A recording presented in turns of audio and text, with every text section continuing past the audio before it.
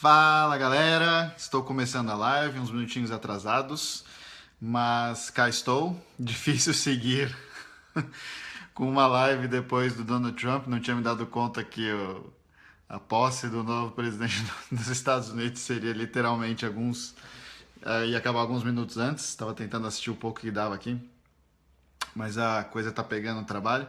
Mas enfim, eu resolvi fazer essa live porque ontem eu tava terminando de montar a sessão de making off do Bom Demais, que vai pra gráfica na semana que vem. Fala, Everton.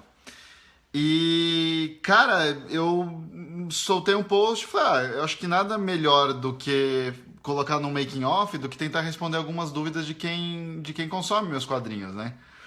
Então, joguei, né, na galera, pessoal, hey Rob, what's up?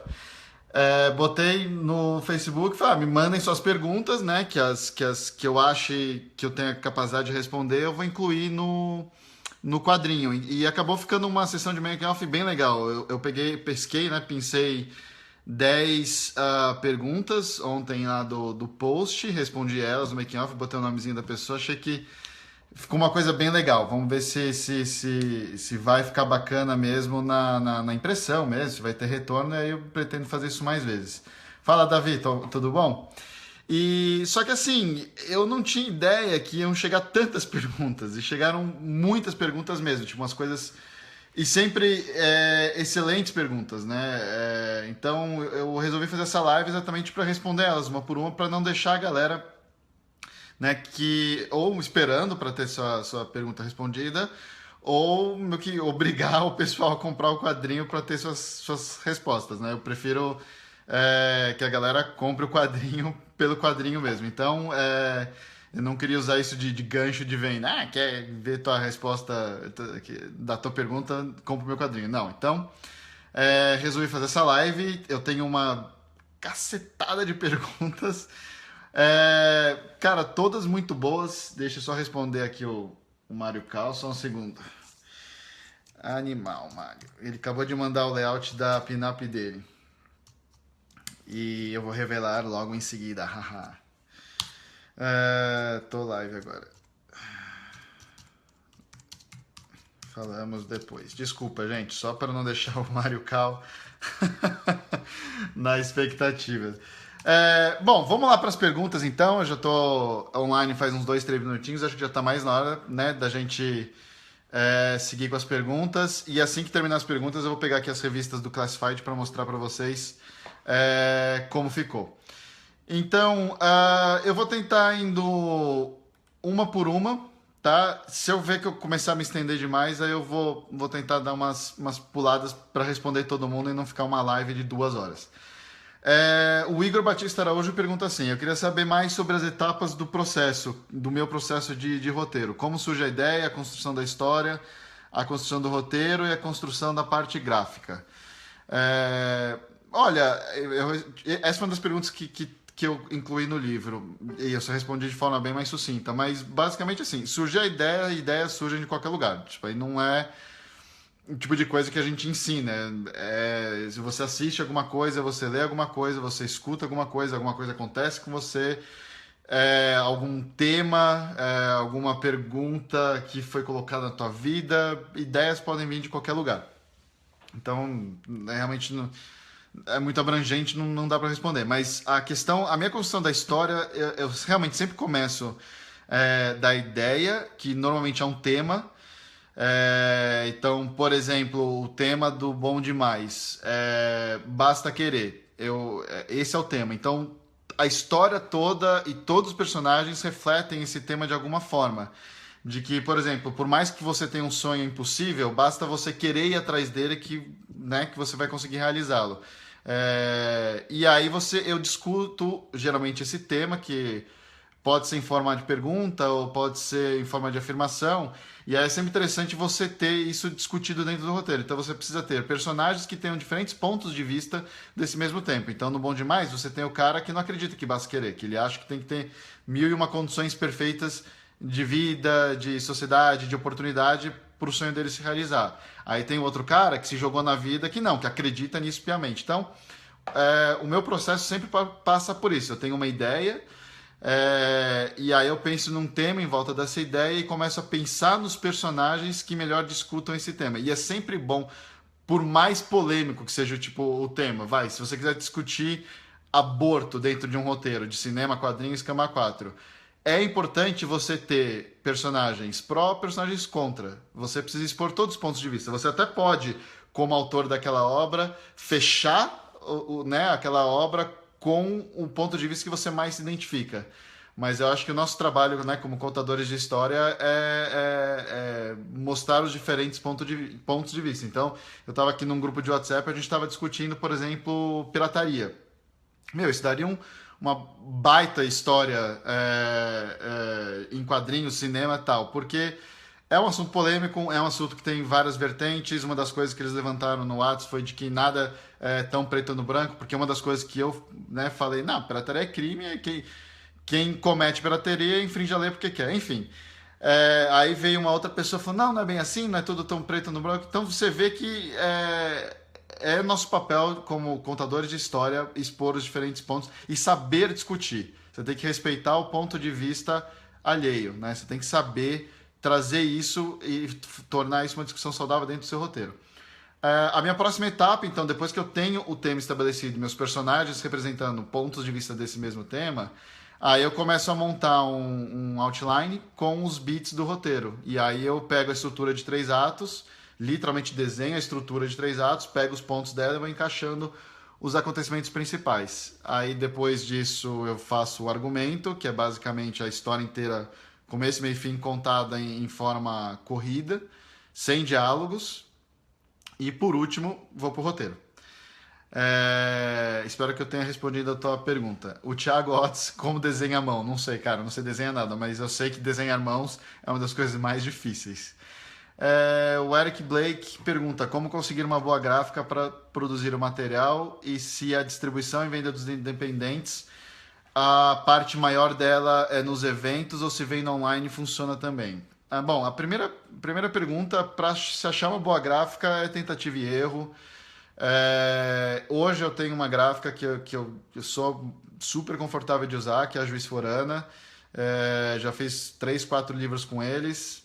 Mas antes disso eu testei outras gráficas, sim, porque não tem como. Você não tem como avaliar o trabalho de alguém sem né, fazer uso daquele trabalho. Então, como escolher uma boa gráfica, pergunte, né, pega um quadrinho que você gostou, veja quem produziu, vá atrás, né, vá à internet, acha o site, pega o orçamento e tal. A questão da distribuição e venda dos independentes. Olha, o bruto sim é nos eventos, por isso que é importante a gente ter cada vez mais eventos. Então, quer queira ou não, a venda presencial é sempre mais forte do que você vender pela internet. Ao mesmo tempo, você tem que ter uma lojinha online montada, você tem que estar com o seu material disponível online. Porque o cara, por exemplo, que não pode vir a São Paulo para a Comic Con Experience, ou que né, não pode ir lá para Recife agora na Comic Con do Nordeste, ou para BH, enfim, você tem que disponibilizar o seu material de alguma forma. Eu gosto muito do Catarse como canal de vendas, tanto que eu vou usar o Catarse de uma forma bem diferente agora no lançamento, na pré-venda desse Bom Demais, como eu já anunciei antes. Mas o grosso continua sendo assim o contato pessoal, então sempre é bom ter eventos, mas uma coisa não elimina a outra, você tem que ter as duas disponíveis. Eu fiquei super feliz que no último Catarse eu vendi um quadrinho pro Acre. Eu nunca ia imaginar que meu quadrinho ia chegar em Rio Branco lá no Acre, entendeu? Foi muito legal. O Washington Messias perguntou como entrar no mercado de HQs. Depende de como você quer entrar. Eu acho que entrar como roteirista é mais difícil e delicado do que entrar como artista, porque pelo simples fato de que você consegue pegar um portfólio e avaliar ele rapidamente, né? Você vai vendo as páginas que o artista desenhou muito mais rápido do que você pedir para alguém ler um roteiro. Então, como artista, eu acho que a maneira de entrar no mercado é produzir arte sequencial, não adianta ficar fazendo pin-up não vai te arrumar trabalho. E aí, nos eventos, fazer avaliações de portfólio, né? Tem alguns agentes e agências no Brasil que representam artistas e tal. Como roteirista, como entrar no mercado de HQs? Escreva uma HQ e produza ela. Basicamente, essa dica que eu te dou. E tem essa também. Você produzir uma HQ, independente mente de como ela foi produzida, se foi só você, se foi você e três amigos, se foi você e uma editora por trás, não interessa. Você produziu um quadrinho, você já está no mercado. Tá? Então, como entrar no mercado de HQs? Produza. Aliás, essa pergunta está no livro também. O Daniel Campos perguntou: estrutura de roteiro e negociação com artistas. Cara, a estrutura de roteiro é uma longa live, mas basicamente você tem que. Não tem que, né? Óbvio. Mas a estrutura mais básica de história, de roteiro, tanto de cinema, TV, quadrinho, estrutura clássica mesmo, que vem lá dos gregos, dos dramaturgos gregos, é a estrutura de 3 atos. Que basicamente, mais simplificado impossível, é o começo, meio e fim, né? E aí você começa a desmontar essa estrutura de 3 atos nos pontos principais. Então, a quebra do primeiro ato para o segundo geralmente é o inciting incident, né? O incidente inicial, que é o acontecimento que vai, né, impulsionar o seu personagem a história toda. O ponto crítico, o clímax, que fica bem no meio do segundo ato, geralmente ou você dá um senso de vitória pro personagem ou de derrota. Então, sei lá, o Indiana Jones atrás da Arca Perdida. O clímax lá é que ele acha a arca. Putz, ele achou a arca, acabou o filme. Não, não é verdade. Ele acha a arca só para ter a arca tirada das mãos dele, né? Então aí ele... Pera aí, Matheus, já vou mostrar. Calma, Matheus, calma. Mas ficou lindo, tá? Fica tranquilo. Então você tem sempre uma falsa vitória e uma falsa derrota. Então é o personagem que tá lutando contra o super vilão e ele morre, entendeu? E aí o ponto de virada do segundo ato por terceiro é geralmente o fundo do poço. O teu protagonista é a pior fase da vida dele. E quanto pior seja essa fase, quanto maior seja o desafio dele sair desse buraco para triunfar no final, melhor. Negociação com artistas. Isso é um tema recorrente, tem várias perguntas. Eu sempre digo que isso é muito de caso para caso, tá? Não tem como. Eu acho assim, eu já trabalhei pagando o paid rate e só ficando nisso, e já trabalhei também de forma com parcerias. Parcerias, eu acho que tem que ter uma confiança dos dois lados. Da mesma forma que você precisa confiar muito no artista que você está que você está fechando a parceria, e você tem paixão pelo material, o artista também tem que ter essa mesma paixão pelo material e confiar em você. Então, não tem uma fórmula, né? O que eu digo profissionalmente é sempre melhor, se for tua primeira vez trabalhando com aquele artista, pague um paid rate, acerte com ele um valor, vou te pagar tanto por página. Estabeleça, né, esse primeiro relacionamento, tá? Porque é complicado você convidar um artista para trabalhar na tua história se você não está disposto a você a arriscar nela, entendeu? Então, negociação com os artistas varia muito. Existem só o paid rate, existe paid rate com royalties lá na frente, existe parceria 50-50. Por exemplo, eu e o Fabiano, para fazer a Ruiva, nós somos parceiros, a gente divide tudo 50%, tanto o lucro quanto as despesas, né? É uma parceria, uma sociedade, e a gente se dá super bem porque antes de sermos parceiros na HQ nós somos muito amigos, né? Então flui super bem. A mesma coisa com o Maiolo e com o Marcelo. Nós 3 estamos tocando o Classified, é um projeto nosso. Mesmo que eu tenha dado o pontapé inicial, é nosso, é dos 3, entendeu? Então, aí vai muito de caso para caso. Eu arrisco a dizer que... Mas, de novo, eu já era amigo do Maiolo, já tinha uma amizade com ele, entendeu? É muito mais fácil você expor sua ideia e propor uma parceria se tem uma amizade já aí. Vamos para a próxima. Ao ter uma ideia para uma história, eu acabo escrevendo uma sinopse um pouco mais detalhada. Como desenvolver personagens, diálogos para colocar na história de maneira que encaixe corretamente para enriquecer a história e não para encher páginas. Tito Correia. Tito, se você ouviu a primeira parte desse vídeo, a melhor maneira de você fazer isso é através do tema. Então, se você tem uma ideia, é porque você está querendo comunicar alguma coisa através daquela ideia. E é esse assunto, esse tema que você quer comunicar para os seus leitores que vai ditar quais personagens e quais diálogos estarão dentro da história. Diálogo vai mais além ainda. Eu acho assim, uma fala dentro de um filme, de uma série de TV ou de um roteiro de quadrinho precisa cumprir pelo menos uma de três funções. Ou ela revela algo sobre o seu personagem, ou ela avança a trama de alguma forma, ou ela é engraçada. Diálogo bom é aquela que cumpre duas ou até todas as três funções. Se a tua fala não preenche nenhuma dessas, né, de revelar algo do seu personagem, avançar a trama ou é engraçada, corta. Ela não tem que estar lá. Essa eu te falo do diálogo. E a questão dos personagens é isso. Para você não ter um elenco inchado, personagens que estão lá só pra encher linguiça mesmo, eu gosto de pensar muito assim, cada personagem da minha história tem um ponto de vista do meu tema. Se eu tenho dois personagens com pontos de vista muito semelhantes, um deles vai ser cortado, entendeu? O Luiz Henrique Garavelo Filho pergunta: para quem é autor, como conciliar o equilíbrio entre o roteiro e o desenho? E para quem não é autor, como encontrar a parceria ideal? Bom, eu não sei desenhar, então eu não sou autor, como você está perguntando.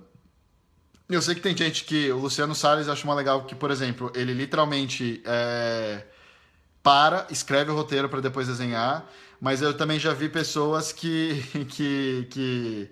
começam a escrever o roteiro e já vão direto para a página, artistas que vão direto para a página. Então, assim, essa questão do equilíbrio também acho que vai de cada um. Para quem não é ator, como encontrar a parceria ideal? Já expliquei aqui, tem que ter muita amizade entre artista e roteirista. Eu acho que fundamentalmente as pessoas têm que estar trabalhando naquele material porque elas querem, não porque elas se sentem obrigadas.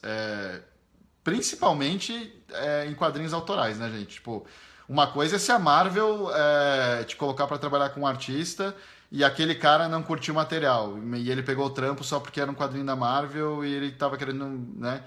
Só que aí não é problema seu como roteirista, aí vai ser problema do seu editor, entendeu? Mas assim, num quadrinho autoral, eu acho que as duas pessoas precisam ter as mesmas motivações para estar fazendo aquela HQ, né? Wesley Damiani pergunta: quais as melhores escolas de ilustração? Eu respondi essa pergunta no livro também. Eu não sei quais são as melhores. Eu sei algumas que eu conheço pessoalmente e até o trabalho delas. Confio muito no trabalho dessas escolas e em alguns diferentes lugares. Então, aqui em São Paulo, você tem a Quanta Academia de Artes, do Marcelo Campos, e o Instituto dos Quadrinhos do Klebs Júnior. Lá em BH tem a Casa dos Quadrinhos, do Chris Seixas, do Vitor Cafage, do Chris Bolson, toda essa galera trabalha lá. Tem o Rascunho Estúdio, do Alzir Alves, e o Geraldo Borges tem o Quadrinho. Quadrinho Estúdio, alguma coisa assim também. Mas eu sei que o Geraldo tem uma escola, ele é um contador de histórias, um quadrinista mais do que excepcional. Tenho certeza que ele forma bons quadrinistas. O Maiolo tá aqui, ouvi falar que o colorista é um sex symbol. Ai, meu Deus! Pura paixão esse Marcelo Maiolo. O Diego Delboni pergunta: no caso de iniciantes, quais os passos a serem tomados para ter suas histórias publicadas? Publique. Eu acho que o nosso mercado ele está crescendo agora a ponto das principais editoras do país começarem a ter as vertentes de quadrinho, né, os selos de quadrinhos. E eu acho que agora sim a gente já tem bastante material de autores nacionais sendo publicados, né? Então, mas a gente não precisa das editoras para publicar nosso material. Eu publico de forma independente faz agora vai fazer quase 4 anos, né? Então, assim, e eu sempre publiquei, 99% dos quadrinistas brasileiros sempre publicaram, desde os seus zines até os livros mais cheios de detalhes técnicos gráficos, que eu tô falando, uma capa dura, um papel couché, etc. Então, assim, os passos a serem tomados primeiro, produz o conteúdo, né? E aí o segundo, eu acho que para você conseguir bancar essa publicação, né, de fato, Você tem o financiamento coletivo, né, o Catarse, você tem pré-venda online. Se você for um cara, por exemplo, que começou a publicar como webcomic, você já tem público e você pode simplesmente abrir uma pré-venda na tua lojinha online e bancar a tiragem. Então, assim, hoje você tem mil e um caminhos, não tem um caminho certo a seguir. O que funcionou para mim foi o financiamento coletivo, mas, por exemplo, o que funcionou para o Koala e para o Ruas foi o webcomics. Então, você tem aí mil uma maneiras de publicar. E claro, eu sei que tem algumas editoras que aceitam projetos. Você entra no site da editora e manda, ó, esse aqui é meu quadrinho. Eu sei que a Nemo faz isso, eu sei que a Quadrinhos da Companhia acho que também faz isso. A Janaína Namino, não sei se está aberta a receber projetos, mas enfim. Eu acho que os passos são esses. Primeiro, é produzir o conteúdo. Cara, o conteúdo produzido, publicar ele vai ser a parte mais fácil, entre aspas. Se você tiver um bom conteúdo nas mãos, fica tranquilo que a publicação acaba sendo uma consequência. O Jorge Trindade também perguntou como é o processo de contratação dos artistas e da monetização dos mesmos. Eu já expliquei um pouquinho isso. Tem várias maneiras. Eu já trabalhei com parceria, já trabalhei pagando o paid rate. Então, assim, não tem, de novo, não tem um caminho só. O Ryan Van Drensen da Correggio, não é Chico, o Ryan Van Drensen da Correggio. Como começar? Quer dizer, eu, roteirista, e a Luísa, desenhista, estamos produzindo nossas HQs aqui. Mas o que vem depois? Procuramos editoras, publicamos em sites. O que fazer quando se trabalha em dupla e a dupla quer se profissionalizar? Acabei de responder, de certa forma, essa pergunta. Aliás, essa pergunta está no livro também. De novo, eu acho que a editora vai acontecer naturalmente. Tipo, hoje eu estou com o Geektopia da Novo Século. Mas isso foi uma consequência, né? Tipo, de um trabalho bem feito, né? A Renata na Novo Século gostou dos meus quadrinhos que eu já tinha publicado de forma independente e falou, acho que esse aqui é um autor nacional legal pra gente distribuir. E apostou no meu trabalho. E foi uma coisa que surgiu. Eu não fui atrás, eu nem sabia na época que a Novo Século estava começando o selo Geektopia, né? Foi uma coisa que acabou acontecendo. Alguém lá dentro da Novo Século era fã dos meus quadrinhos e passou esse material para Renata, que faz parte do editorial. Então, assim, como começar? No teu caso, que você é roteirista e a Luísa é desenhista, vocês já têm um time perfeito. Vocês já estão com mais do que meio caminho andado. Vocês se juntam e produzem um quadrinho. Eu, por exemplo, eu não sei desenhar. Eu precisava achar um desenhista. Eu acho que, assim, para não ter risco financeiro nenhum, a melhor maneira é você publicar em formato de webcomic. Tem alguns canais tipo Tapastic, você pode montar um Tumblr. Você não vai ter retorno financeiro imediato, porque você não vai vender o seu quadrinho online, mas ao mesmo tempo você não vai ter nenhum ônus logo de cara também. Por exemplo, você não tem custo de gráfica. Essa eu acho que é a opção risco zero, né? Que pode se pagar lá na frente. E aí você tem o financiamento coletivo, o Catarse, que eu insisto, que é o que funcionou para mim, que não tem um risco de você pagar alguma coisa, de você ter um ônus, mas ao mesmo tempo é mais trabalhoso. Rodar uma campanha no Catarse não é para qualquer um, em termos de, assim, não é só jogar seu projeto lá e deixar rolando. Não, você vai ter que estudar outros projetos, ver o que funcionou para eles, mídias sociais, assessoria de imprensa, tem todo um trabalho em volta que vai, inclusive, te desviar da produção do teu quadrinho. Você vai ter que parar 2 meses, praticamente, para fazer o teu Catarse girar. A Tainá me leu 1001 perguntas. Vamos ver se eu já respondi a maioria delas aqui. Como se dá o trabalho em parcerias? Respondi. Em questões de criação de ambiente e personagens, como se dá o equilíbrio entre o roteirista que escreve e dá a base para o enredo e a criação visual disso com o desenhista?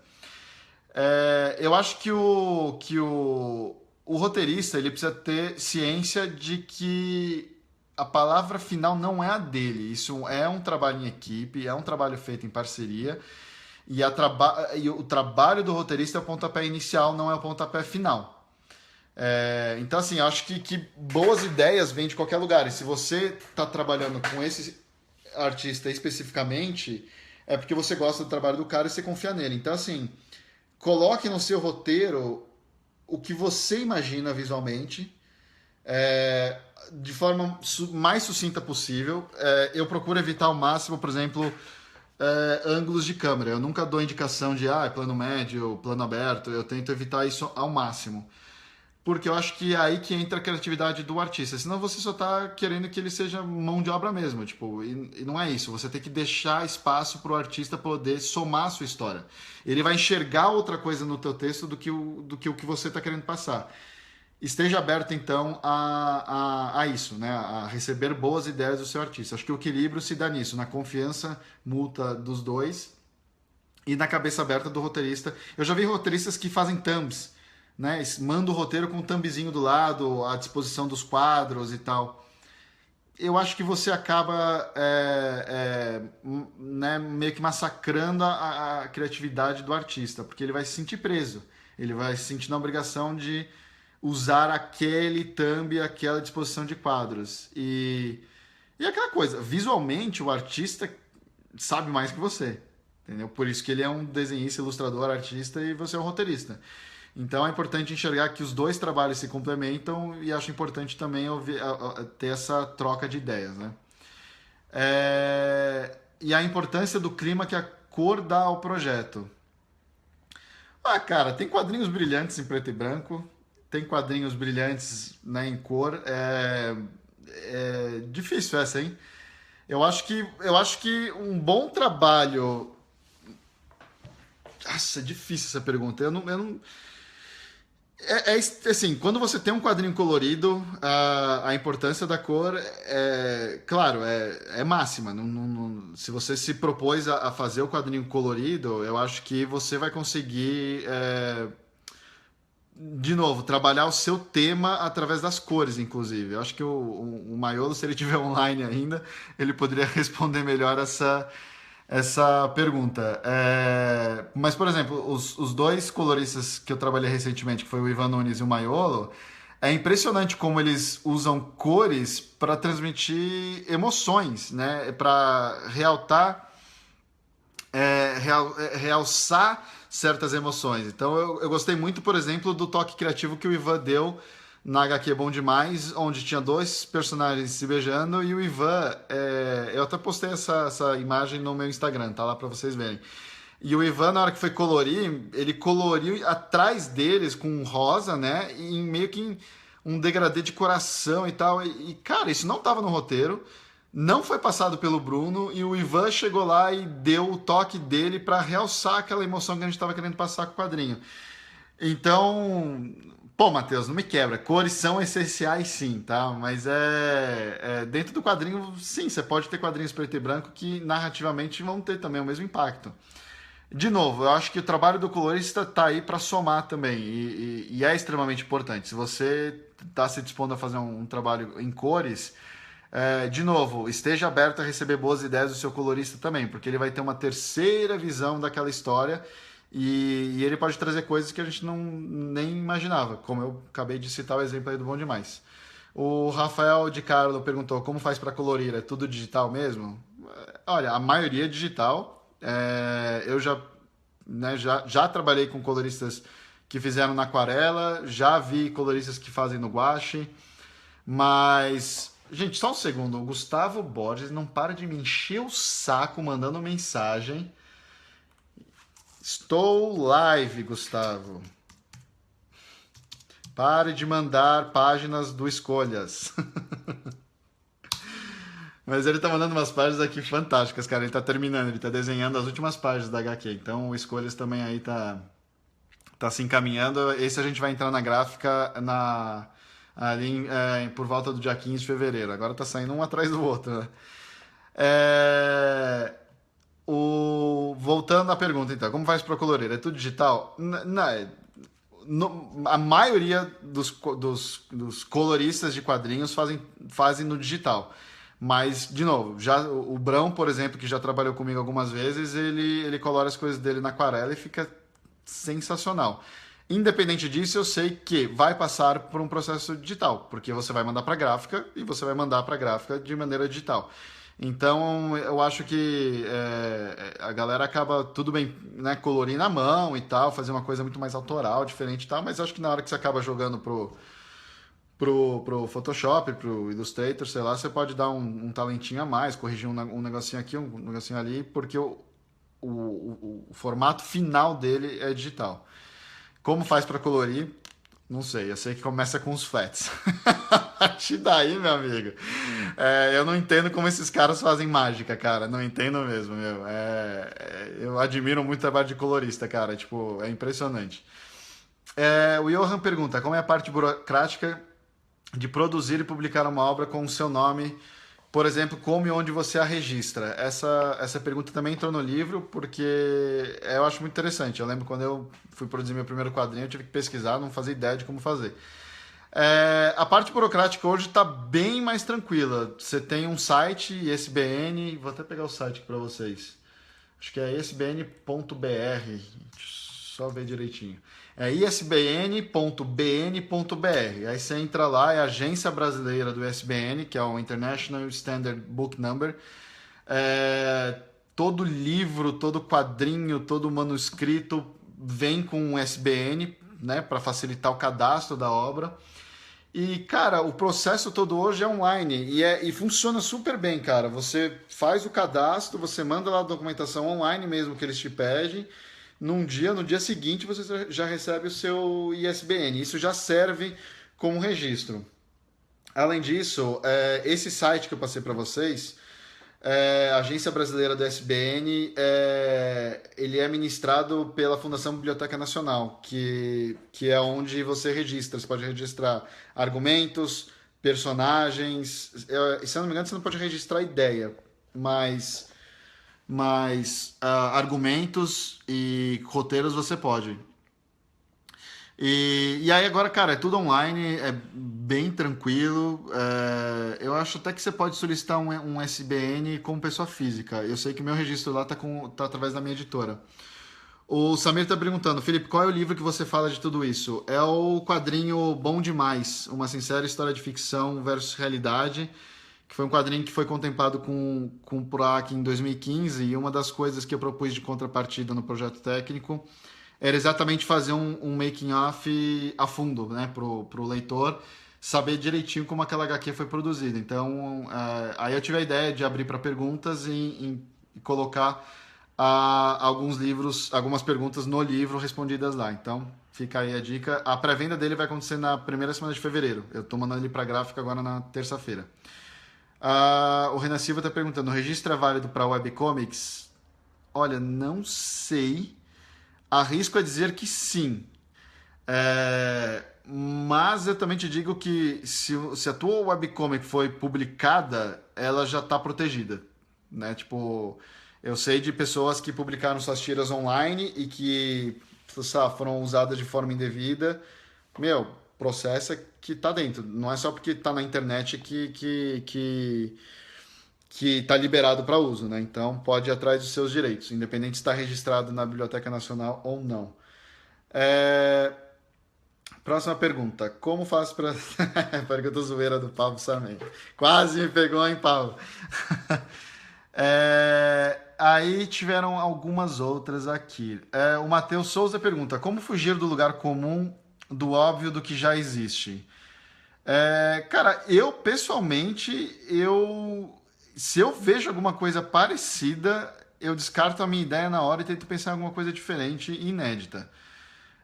Isso foi um processo para mim. Eu, quando era mais moleque, que escrevia minhas primeiras histórias, era aquela coisa tipo assim: eu assistia um filme que eu curtia demais e ia lá e escrevia alguma história ou dentro daquele universo ou parecido com aquele universo.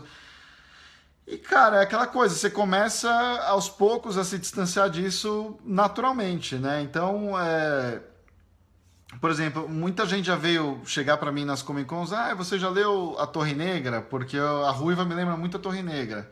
Cara, eu nunca tinha lido a Torre Negra, não sabia que era tão parecido. Aí eu fui ler pra ver, cara, não tem nada a ver. Só é parecido, e olhe lá, muito parecido sobre em termos de arte, porque é mundo deserto, velho oeste, pós-apocalíptico, mas só isso, o resto é bem diferente. O Maiolo mandou uma boa aqui, fala aí do nome da personagem, do nome da HQ. O Classified, que eu vou mostrar daqui a pouco, o título original dele era Blind Spot. E, meu, a gente já estava há 1 ano e meio, né, trabalhando na HQ quando saiu a série da NBC Blind Spot. Cara, eu olhei aqui e falei, meu, sinto muito, vou ter que mudar. Não tinha nada a ver uma coisa com a outra. O Classified é um quadrinho histórico, enquanto que o Blind Spot é uma série moderna. Nem sei se é de espionagem, porque eu não assisti ainda. Quero assistir, eu sei que tá no Netflix, tá na minha lista para assistir. Mas eu sei que é uma mina tatuada nos dias de hoje e tem todo um mistério em volta das tatuagens dela. E, tipo assim, mais diferente impossível. As duas obras poderiam coexistir tranquilamente com o mesmo título, mas eu não queria isso para mim. Eu vi que já usaram, fui lá e mudei. Aí mudei de Blind Spot para Classified. E por incrível que pareça, a mesma coisa aconteceu com o nome da personagem principal do Classified, que originalmente o nome dela era Elizabeth Sloan. Elizabeth é o nome da minha mãe e Sloan era um nome que eu sempre gostei, achava um nome forte e tal. E, cara, agora, no final do ano, deste ano 2016, que acabou, saiu um filme com a Jessica Chastain chamado Miss Sloan, que o nome da porra da personagem é Elizabeth Sloan. Cara, fiquei de cara, conversei com o Maiolo, com o Marcelo, joguei online e, meu, o sobrenome da personagem nem é tão usado assim dentro da HQ, mas mesmo assim, fui lá, bati o pé e falei, não, vou mudar. Mudei, ela não se chama mais Elizabeth Sloan, mas ainda se chama Elizabeth, porque isso era uma coisa muito pessoal minha. Eu queria que esta personagem especificamente tivesse o nome da minha mãe. Então, o Elizabeth ficou, o Sloan caiu por terra. Então, é uma decisão consciente. Fugir do lugar comum, do óbvio, do que já existe, parte de você. Se você viu alguma coisa parecida com o teu quadrinho ou com a história que você quer contar, muda, cara. Faz diferente, entendeu? Por isso que eu digo que é muito, muito, muito delicado você publicar alguma história em quadrinhos dentro do gênero de super-herói. Porque você está competindo com praticamente 100 anos de história de super-herói. Então, se o teu super-herói não tiver superpoderes originais, não vistos antes em nenhum outro lugar, se não tiver uma origem que você não viu em nenhum outro lugar, cara, não faça. Não faça, não perca seu tempo com isso, porque não ache que você vai fazer melhor do que 100 anos de Marvel e DC, por exemplo, entendeu? E eu, como exemplo positivo de super-herói novo que chegou para bater de frente com Marvel e DC e deu super certo, eu gosto muito de citar o Spawn. O McFarlane, ele tinha ali sim um super-herói, um anti-herói, né? Um super-herói original, com poderes originais, com uma origem super original. Pode até... Cara, aí desculpa que eu não sou conhecedor a fundo dos 100 anos de história da Marvel e da DC. Pode até nego que vai vir me chamar, pô, mas o Spawn é muito parecido com o personagem XYZ da Marvel dos anos 60. Cara, pode até ser. Tá? Mas o Spawn veio para quebrar um pouco o paradigma. Eu acho que para mim foi um super-herói novo, recente, que chegou para oferecer algo de novo. O Tony Neri está comentando aqui, o Kick-Ass. O Kick-Ass também está nessa turma aí também. Ele pegou e imaginou os super-heróis de uma outra maneira, como a gente não tinha imaginado antes. Então, enfim, acho que eu respondi essa pergunta. O Rogério Leão, as poses são baseadas em fotos ou modelos? Não sei porque eu não desenho. Mas eu sei, Rogério, que muitos artistas usam sim fotos e modelos de inspiração, tá? Mas não sei se são sempre baseadas ou não. Acho que não. O Pedro Oliveira está perguntando como fazer uma HQ e quais os desafios. Merece uma live explicando. Aliás, Pedro, essa live aqui, ó, inspiração tua. Você falou, merece uma live explicando. Tá aí, boa ideia. Cara, acho que os maiores desafios de fazer quadrinho no Brasil ainda são distribuição e ter um acesso maior em termos de mídia mesmo. Eu acho que seria interessante que os maiores portais de conteúdo geek e pop no Brasil dassem mais atenção às HQs nacionais. Seria muito bom isso. Está começando a mudar, a gente já começa a ver aí mais e mais quadrinhos nacionais né, aparecendo no Omelete, no Jovem Nerd, o Judão sempre apoiou os quadrinhos nacionais. Isso tem que mudar mais e mais. Eu acho assim, tudo bem, eu entendo que a notícia de um quadrinho do Felipe Canho vai dar muito, muito, muito, muito menos ibope do que quem está desenhando o Homem-Aranha agora, né? O novo ilustrador do Homem-Aranha. Mas, cara, eu não quero que o meu conteúdo substitua aquele, entendeu? Eu acho que deveria ter espaço para os dois, né? Você solta a matéria da Homem-Aranha e depois você solta a matéria do quadrinho novo do Felipe Canho. Por que não, entendeu? Eu acho que esse aí é um dos maiores desafios. Essa disseminação do conteúdo nacional, né? Eu acho muito engraçado quando eu escuto nas Comic Cons, nossa, mas tem quadrinho dessa qualidade no Brasil? Tipo, tem. E se os canais que você segue online cobrissem esses quadrinhos, você já saberia disso e não ficaria tão surpreso quando você chegasse nas nossas mesas nas convenções, né? Esse eu acho que é um desafio. E o outro desafio, que esse sim dá para ver que está tendo uma mudança de fato no Brasil, são distribuição. A gente está vendo editoras cada vez mais apostando nos quadrinhos. Então você tem a Mino, você tem a Nemo, você tem quadrinhos da companhia, você tem a Novo Século, que está apostando agora no selo Geektopia. Eles acabaram de trazer o Wicked and Divine e o Divino. Eles vão lançar o Capa Dura da Ruiva, vão lançar o Escolhas. E eu sei que eles estão sim estudando outros quadrinhos nacionais para lançar aqui no Brasil. Então, um dos nossos maiores problemas, se não o maior problema que a gente tem no Brasil e que espero que vá sumindo aos poucos, é de distribuição. Né? Vamos ver então se essa distribuição realmente vai ser efetiva. E o que ajuda bastante nessa distribuição também são iniciativas tipo Social Comics. Porque não só de distribuição gráfica vive o quadrinista no Brasil. Né? A gente quer que o maior número de pessoas leiam as nossas histórias. Eu acho que o Social Comics chegou realmente para ser uma excelente alternativa para a gente. Para quem não conhece o Social Comics ainda, acesse socialcomics.com.br. Eles são tipo um Netflix dos quadrinhos. Você paga uma mensalidade e tem acesso a milhares, milhares e milhares, milhares de quadrinhos. Vale muito a pena. Tá quase acabando aqui, gente. Rodrigo Melo, no mercado de hoje, qual a melhor estratégia para se conseguir o apoio de uma editora? Fazer um bom trabalho. Eu sei que pode parecer meio fantasioso demais, meio, né? Mas as editoras estão de olho e elas querem trabalhar com quadrinistas que elas sabem que vão dar um retorno para elas, né? Tem que lembrar que as editoras não estão fazendo caridade, é um negócio para elas. Elas precisam minimizar o máximo possível o risco delas. Então, assim, quando elas apostarem no seu quadrinho, elas têm que ter uma certeza de que o investimento delas vai trazer o retorno que elas esperam. Então, acho assim, a melhor estratégia é produzir cada vez mais e cada vez melhor. Eu acho que isso é muito importante. Você tem que sair do seu status quo. Tente sempre melhorar, tente estudar mais, esteja de peito aberto para críticas do seu trabalho, saiba onde aproveitar essas críticas, onde melhorar em cima delas. E, cara, uma hora alguma editora vai atrás de você. Né? Então, por isso que eu falei, foi muito engraçado, porque desde que eu comecei a publicar quadrinhos em 2013, eu ia atrás das editoras, eu mandava, né, mandei para várias, tá aqui meu quadrinho, tá aqui meu quadrinho, tá aqui meu quadrinho. E a que acabou dando certo foi uma editora que veio atrás de mim. Eles fizeram o primeiro contato comigo, entendeu? Então acaba sendo uma consequência. É a mesma coisa que a galera da Marvel fala, da Marvel e da DC. Como que vocês entram, como que vocês chamam a nossa atenção? Produzindo constantemente e com qualidade. E isso é importante também, constantemente. Não adianta nada você lançar um quadrinho em 2013 e lançar seu segundo em 2016.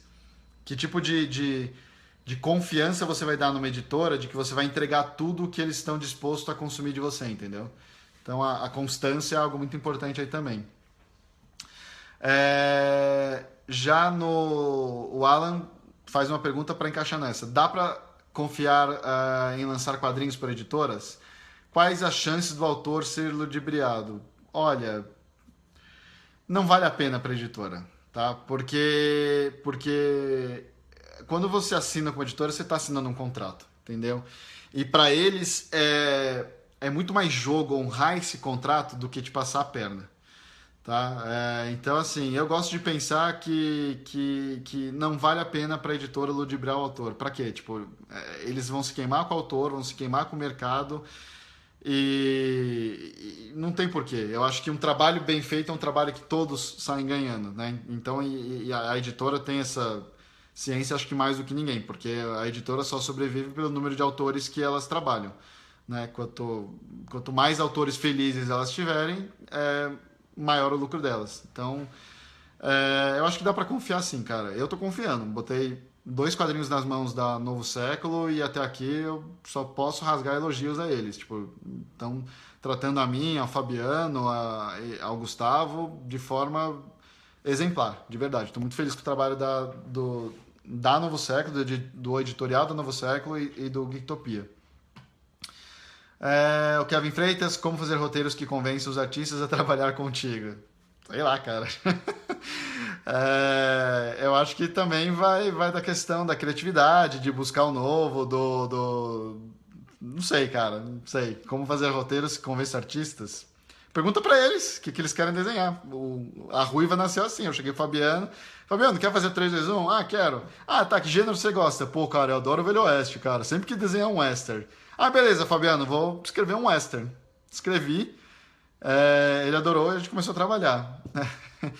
Então, como fazer convence que roteiro, é isso. O Maiolo entrou no Classified até antes que o Marcelo, e eu sei que o Maiolo pira em teorias de conspiração, coisa de história e tal. Então, eu acho que essa é a melhor maneira de convencer alguém. O Juanito Chaves pergunta: quais tipos ou estilos de história está mais em alta ou em visibilidade? Eu sei que depende do que a pessoa quer, mas como fazer algo que não seja a modinha do momento? Eu até respondi ele ali no post mesmo. Cara, eu acho que o primeiro leitor que você tem que agradar é a si mesmo, tá? Se você curte histórias de vampiro, faça histórias de vampiro, cara. Sabe? Tipo, só busque coisas novas, entendeu? Não adianta você querer fazer uma história de vampiro que lembra muito um episódio de True Blood, entendeu? Não, tipo, se você gosta daquele gênero, investe nele, entendeu? Eu acho que é uma linha, um equilíbrio que você vai ter que achar entre estar trabalhando dentro de um gênero específico e não fazer mais do mesmo, né? Que nem eu falei aqui em cima. Mas eu acho que antes de mais nada, você tem que escrever algo que você gostaria de ver na prateleira, entendeu? Eu acho que isso é a principal coisa aí. Então, assim, não pense em, tô fazendo um gênero modinha, tô fazendo zumbis. Pô, cara, o Daniel Esteves fez lá São Paulo dos Mortos. É animal, é muito legal, cara, entendeu? Porque ele fez um negócio diferente, ele fez os nossos zumbis, entendeu? Ele não fez Walking Dead. Então, acho que antes de você ficar pensando no que é modinha ou no que vai trazer mais visibilidade, faça alguma coisa que você se agrade, né? Eu gosto muito de citar, por exemplo, os quadrinhos do Luciano Salles, que são, tipo, todo cabeça, assim, tipo, meu, você tem que ler, reler e se jogar e mergulhar naquela história, assim, ela não é, por exemplo, acessível a qualquer tipo de leitor. Mas o Luciano Salles é um dos caras que tem uma das maiores bases de fãs do Brasil. Por quê? Antes de querer agradar, por exemplo, o cara que gosta de Marvel e DC, super-heróis, né? Um entretenimento mais acessível mesmo, entendeu? De você pegar e sair lendo. Não, o Luciano Salles quis fazer um negócio que ele curte. E porque ele curte, ele achou outras pessoas que curtem também. Então, invista primeiro no que você gosta de fazer. E não se preocupe que você vai ter um público. Por mais esotérico, mais diferente que seja o quadrinho que você esteja produzindo, vai ter um público para ele. Então, não se preocupe com a questão da visibilidade. Uma última pergunta. Antes de produzir profissionalmente, você aconselha a produção de HQ online? Sou muito pé atrás em postar coisas na web. Olha, Matheus Camargo soltou essa. Eu me incentivo assim, como eu disse, é a maneira de menor risco de você conseguir um público, tá? E eu acho super viável. Eu mesmo já soltei as minhas histórias do 321 Online, meus quadrinhos estão no Social Comics, eu acho Não fica com o pé atrás, não, porque como eu disse no começo aqui, se você publicou na internet, é teu, ninguém vai roubar. Se alguém se apropriar do teu material de forma indevida, você vai poder sim exercer o seu direito em cima dela, tá? Quando sair a edição 3 da Ruiva, haha, vai sair nesse primeiro semestre, pode ficar tranquila, Cássia Alves. Na verdade, o Fabiano até já começou a trabalhar na arte, a gente teve uma reunião semana passada, tá indo tudo nos conformes.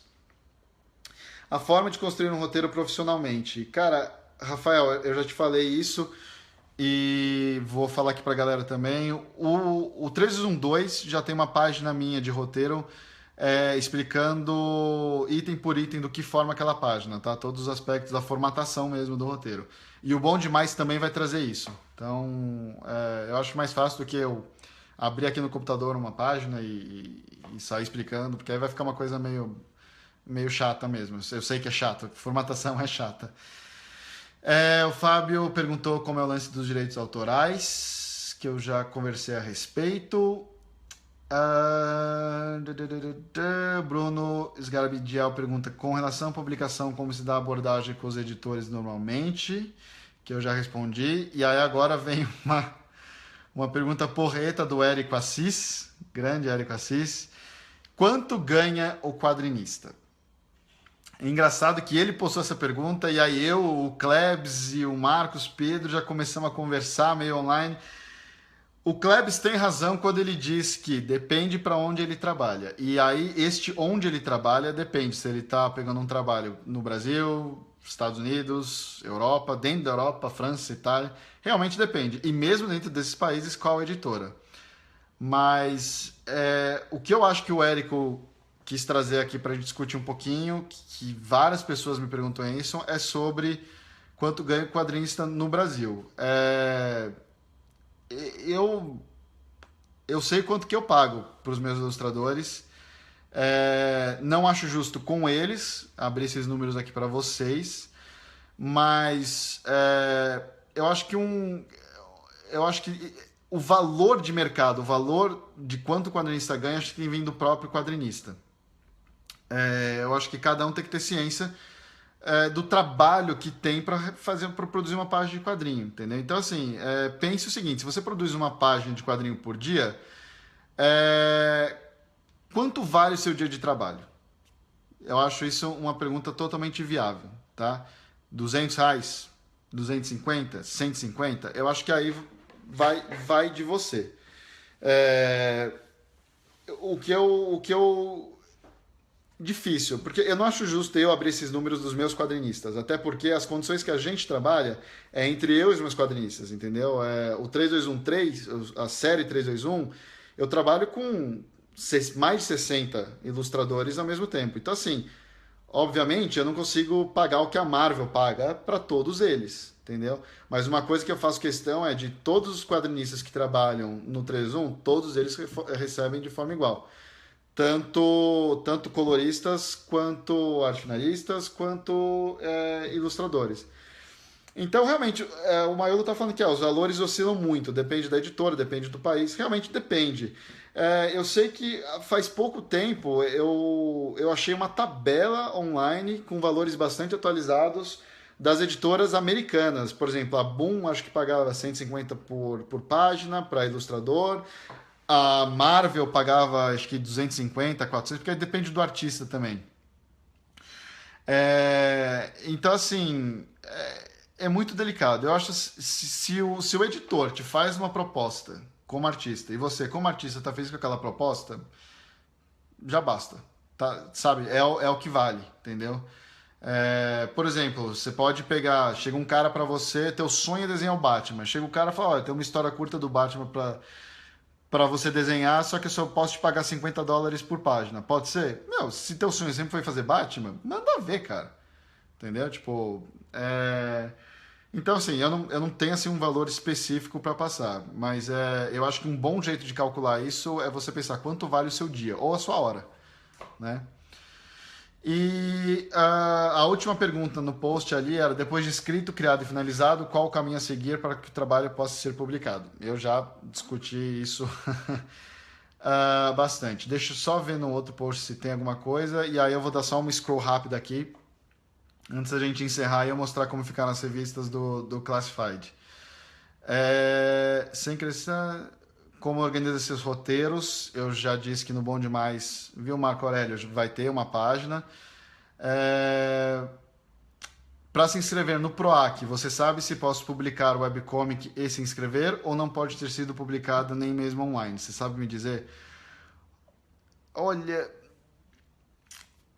eu te falo o seguinte, o PROAC, ele é para obras originais. Eu acho que se você ligar no PROAC, eles vão te atender e vão tirar essa dúvida na hora. É rapidinho.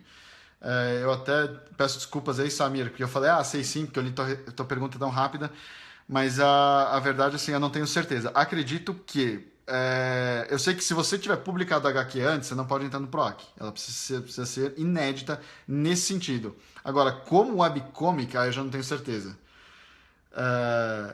Apesar que, eu vou te falar o seguinte, se você publica como webcomic, significa que você já tem um público. Eu acho que você deveria investir neste público para ter uma versão impressa. Eu acho que é mais jogo do que você se inscrever no PROAC. Porque se eu faço parte da banca da galera que escolhe um projeto no PROAC e eu ver lá que você tem uma webcomic de sucesso, né, essa bolsa de 40 mil que o PROAC dá não é só para pagar a gráfica, entendeu? É para pagar, custear a produção da HQ. É para custear o trabalho do roteirista, o trabalho do artista, o trabalho do colorista, o trabalho do blá blá blá. Então, se você já tem o material pronto, independente se ele só está na internet ainda, por que você está pedindo uma bolsa de 40 mil? Em teoria, você só precisaria de, sei lá, 5, 9 mil para custear a impressão dela. Né? Então, nem sei se nas regras do edital do PROAC está incluso isso, mas eu acho que você entrar com uma webcomic, independente se puder ou não, eu acho que na banca acaba sendo barrada. Deixa eu ver aqui agora se tem algumas perguntinhas diferentes, que aí se não eu já vou encerrar aqui, tá? E ir adiante. A Van Ted perguntou, Felipe, no caso do SBN, a folha de rosto tem que ser a definitiva final que vai para a gráfica? Não, Van, a folha de rosto que eles pedem é literalmente um documento no Word com as informações que eles pedem. Eu acho até que eles têm um modelo online que só copiar o modelo. O Davi Ribeiro, oi Felipe, como vai? Eu publico online, você acha esse o melhor meio hoje de se entrar no mercado ou outras maneiras mais eficientes? Olha, Davi, se você assistiu a live, estava aqui o tempo todo, eu já te respondi essa também. O Marcos falou da Lady Sith, o Tony Neri falou do Kick-Ass, que eu já citei. A Paco falou, chefe, fala aí sobre qual o melhor jeito para divulgar. Cara, eu uso muito Facebook, por isso que eu tô aqui falando com vocês. Aliás, o meu Facebook deve ser muito chato para quem quer entrar no meu Facebook para ver minhas fotos na praia de férias. Eu posto muita pouca coisa pessoal no Facebook, porque acabou sendo mesmo a minha principal ferramenta de trabalho. Uso muito o Instagram também. O Instagram agora eu tô exclusivamente dedicando só a postar as coisas de quadrinho e eu tô fazendo questão de diferenciar meu conteúdo. Então, quem me segue no Instagram vai receber um conteúdo diferente de quem me segue no Facebook. Eu quero fazer isso exatamente para não ficar repetitivo, senão o que adianta me seguir numa rede social, né, nas duas? Então, por exemplo, tem coisas, né, de quadrinho, de esboço, de sketch e tal, que eu posto no Instagram que eu não posto aqui no Facebook. Eu acho que isso é um jeito legal de você diferenciar, né, as mídias. E agora, de novo, o americano, por exemplo, não usa Facebook, ele só usa Twitter. Então aí, de vez em quando, toda vez que eu estou em campanha no Kickstarter, eu volto a usar o Twitter para atender aquele público específico. Então o melhor jeito para divulgar é estando online, tendo presença online, respondendo todo mundo que interage com você. Eu acho que se a pessoa perdeu 2 minutinhos do tempo dela para mandar um recado para você ou te fazer alguma pergunta, responda, entendeu? Você vai perder 30 segundos com isso, entendeu? Responda. Seja educado, cordial. Enfim, eu acho que esse é o melhor jeito de divulgar o seu trabalho. O Marco Aurélio perguntou uma boa. Seguir a receita de bolo convencional dos quadrinhos de heróis, usar o óbvio, não seria útil para quem está começando? Olha, seria útil como exercício, Marco, mas eu não acho que seria muito bom para ser o seu cartão, né, de entrada no mercado. Porque, meu, se você fizer um Batman genérico, como é que as pessoas vão conseguir julgar a sua habilidade de contar uma história original, entendeu? Então, não sei. Posso estar errado também. Tipo, tem quadrinhos muito bons que utilizam alguns clichês, mas que acaba passando porque o autor soube trabalhar aqueles clichês de forma muito diferente e original. Mas normalmente não é o caso. Você acaba se empolgando com o clichê e vai com ele até o final, entendeu? Então eu não aconselho. Pense em alguma coisa sua original. A Júlia Brasolim pergunta: Oi, tudo bem? Dúvida: você sofre de bloqueio criativo? Sofro. Mas não de um bloqueio de eu parar na frente do computador e não saber o que fazer. Porque como você estrutura a história, você vai. Eu, pelo menos, vou montando ela aos poucos, como se fosse pecinhas de Lego uma em cima da outra. Os meus bloqueios criativos são menores. Exatamente por isso, porque eu geralmente tenho bloqueio criativo para resolver algum problema narrativo, algum problema específico. Aí é mais fácil você resolver um problema específico do que resolver uma coisa gigantesca. Então, eu não aconselho, por exemplo, a pessoa sair escrevendo, tipo, página 1, quadro 1, blá blá blá, quadro 2, blá blá blá. Meu, vai chegar uma hora que você vai empacar. Porque você não sabe o que vem a seguir, entendeu? Mas se você tem o seu roteiro estruturado, com começo, meio e fim, e você pensou no começo, meio e fim, assim, em pequenas etapas, ó, meu começo é esse, meu meio é esse, fim é esse. Quando você está escrevendo o roteiro, página 1, quadro 1, você já sabe onde a história vai terminar. Então, por mais que você tenha um bloqueio criativo no meio desse processo, ele é mais fácil de resolver porque não é um problema tão grande, entendeu? Espero que tenha ajudado. Como encontrar artistas freelancer para quem está começando agora e não pode pagar artistas renomados? O Facebook é ótimo para isso. Tem vários grupos. Tem um grupo chamado Roteiristas Procuram Desenhistas e vice-versa. Tem o DeviantArt, tem o Behance. Cara, os trabalhos dos artistas estão aí na rede. Aí é uma questão de você ir atrás deles mesmo, entendeu? Eu aconselho os grupos de Facebook. Tem, por exemplo, o grupo da Quanta Academia, que tem diversos alunos que se formam lá na academia e estão naquele grupo. Vai atrás desse grupo, encontre um artista que está se formando, acabou de se formar, ou outra alternativa também, entre em contato com as escolas. Ah, tem algum portfólio dos seus alunos que eu possa ver? São algumas coisas. Eu usei muito o DeviantArt uns anos atrás, em 2011 para 2012, quando o DeviantArt ainda estava ali na alta, eu usava demais para achar os meus artistas. Agora, o DeviantArt deu uma caída, né? Você pode falar um pouco de valores repassados ao artista pelas editoras? Olha, valores eu não sei. Eu sei que de praxe no mercado é sempre 10%. Tá? Então isso eu sei que é o de praxe. E o preconceito com os nacionais? Cara, o preconceito só existe até a pessoa pegar um quadrinho teu para olhar, né? Tipo, o nosso mercado tá realmente efervescente, muita coisa boa saindo. O preconceito eu acho que só existe porque as pessoas realmente não conhecem. Se elas conhecessem mais do quadrinho nacional, não ia ter esse preconceito, entendeu? Aí eu acho que entra também na questão dos sites, dos portais de cultura geek pop, de ajudarem a derrubar esse preconceito, entendeu? Como você vê a imprensa em relação aos quadrinhos independentes nacionais? Você acha que falta algo mais especializado nisso? Eu acabei de responder um pouquinho e viu, Lucas Matos? Eu também conversei sobre isso aqui no meio da live. A live já está tão comprida, já faz 1 hora que eu estou online. Em algum lugar dessa live está essa pergunta. Você tem algum livro sobre quadrinhos? Tenho. Deixa eu mostrar para vocês o que eu tenho de livro de quadrinho. Eu tenho esse aqui, ó. Como o Guia Oficial de DC Comics, Desenhos e Roteiros. Tenho o Guia do Idiota para criar graphic novels, que é muito engraçado. Esse do Brian Michael Bendis, Words for Pictures, que para mim é brilhante, é um dos melhores. Tenho esse de DC Comics Guide to Creating Comics, também uma ótima leitura. Tenho do Writer's Guide to the Business Side of Comics. Aqui é um guia mais prático de negociação de contratos, de taxas, direitos autorais e tudo. E tem esse Writing for Graphic Novels do Peter David, que é um dos dos meus autores favoritos de quadrinhos. Inclusive, adorei saber, quando eu peguei o Torre Negra para ler, adorei saber que o Peter David que estava fazendo a adaptação do texto. O retorno financeiro para quem publica... Olá, o retorno financeiro para quem publica quadrinhos independentes é bom e vale a pena? Cara, eu hoje posso falar que eu vivo só de quadrinhos, mas eu tenho 1001 canais de distribuição. Então, eu uso Catarse, eu uso Social Comics, eu uso lojinha online, eu uso Kickstarter. Você vai fazendo de pouquinho em pouquinho, aí tem os eventos, e o pouquinho tem que somar e pagar suas contas. Se vale a pena ou não, aí vai de cada um. Para mim, hoje, tá valendo a pena, para mim. Então, aí acho que vai de cada um. Samuel Bono. Canho, você aconselha publicar antes de digital e depois lançar impresso? Eu acho que quando a história é boa, as pessoas querem ler impresso. Eu já discuti isso bastante aqui. Eu acho que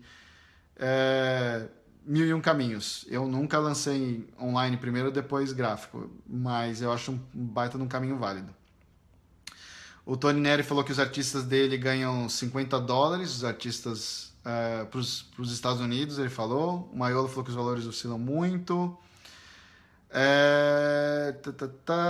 Geraldo Neto, boa tarde, amigão. Boa tarde. O Bruno falou, cheguei tarde, pretende disponibilizar esse vídeo para assistir depois? Sim, ele estará online.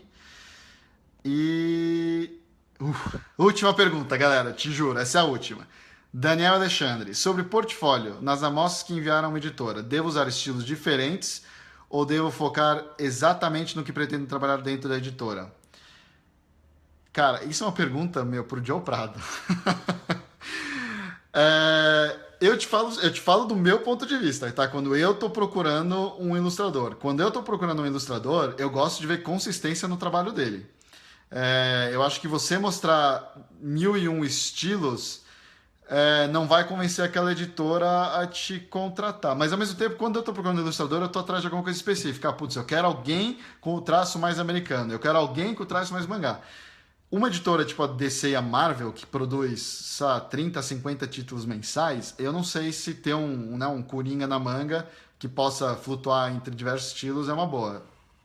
Então, Daniel, desculpa eu não te responder de forma assim sucinta. Não, pá, usa diferentes estilos. Mas uma coisa que eu já vi o Joe pegar muito no pé quando ele faz análise de portfólios páginas, páginas, páginas, páginas. Não adianta você mostrar capas, pin-ups, não adianta. Tudo bem você ter uma, ou duas, ou três para mostrar como você trabalha uma capa, beleza. Mas você precisa de artes sequenciais, você precisa saber contar uma boa história.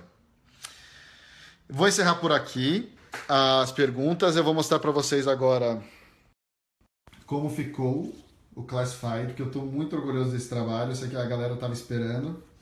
Então vou mostrar aqui para vocês como ficou. A capa ficou super brilhante. E Maiolo, saca só o vermelho, cara.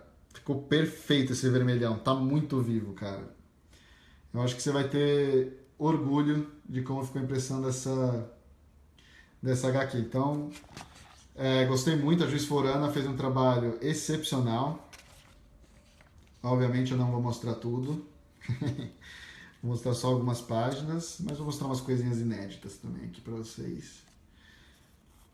Cara, sério, tá um top. Sério, Maiolo, cara, olha esse vermelho, cara. Olha esse vermelho.